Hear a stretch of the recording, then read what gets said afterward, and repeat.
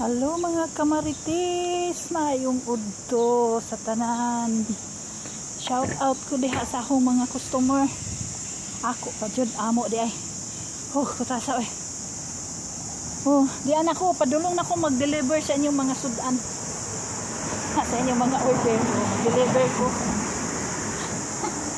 Kapayong ko kapag kainita. Nya. Hinahinay ra ko lakaw ha. Abot ra gid ko sa inyong tugkaran, dili ka ugmaan. Dili ka abutag 2026. Nana ko sa inyong tugkaran. Charot. Inita eh. May pagod ang winter kay sa ani nga. Summer. Wala ra ba day ko kadalag tubig, pero dool-dool ra man kog lakwan. Inita eh. Nga, maura to ha mga kasuki. Taghan kayong salamat sa inyong pagpamalit sa mga nag-share. Nga, mag-ampo lang ko sa Ginoo nga. Tagaan mo daghang kwarta niya. Naana mo daghang kwarta, pamalit mo ha. Bantay magdili mo mamalit. Di na jud ko mag-ampo, charot. Ito lingaw-lingaw lang ning ako ha. Ingon mo pa bugira ba yan? Tinuod report bugira. Pintaha man ni maghinambog ta kay aron ingon nga bugira. Di ba? Ito. Katong mamalit ba niya? Kanang nakabantay mo sa ako ang kuan ba? Message mo na ako kay ini ka December ba na ako ginagmay nga raffle good. Raffle ba? Malit mo kada adlaw. Kada adlaw pag mo mag-message na ako, ako na ihapon. Ako na naman ko gilista dito. Ako nang gipang lista ang mga na nag-message na ako. O ang uban nga nakita na ako sa picture nga malit.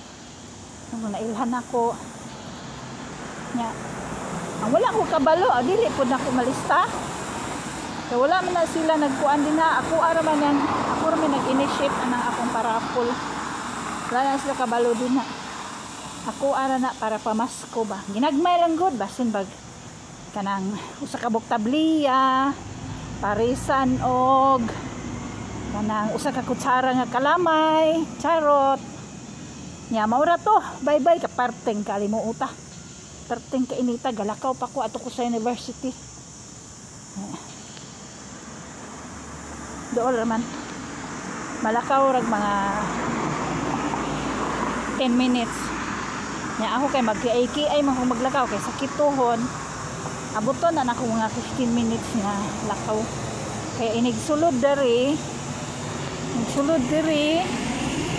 nagsulod naman ko kita ko mosulod sa gate nya layo pa din naglakon nagto sa eskwelahan sa akong mga alaga. Tao mo na i-gate diha. Na maglibot lang ko dire kay ari man agi dire sa gianag tao, agianan man nagmmga sakyanan diha.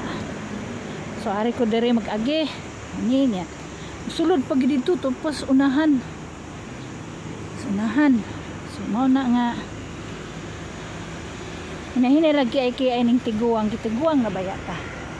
Di man jud kapugngan bisag kinsa di ta mamatay abot magita pagkatiguang kalo is Ginoo sa akong 58 na edad. Okay raman ko pero kanila akong tuhod sukad kato nga namukmo ko sa motor kay nalamba man gud diha dool ka uyay sa Bilgod likod ana kanang training nga mansyon ya nalamba man gud ko. Wala mang gugo ato god ni kuan. So pag ulian ako hapit ni Isabel. Dakop siguro ko ni Isabel ay. Shout out kay Isabel. Okay, bye-bye na.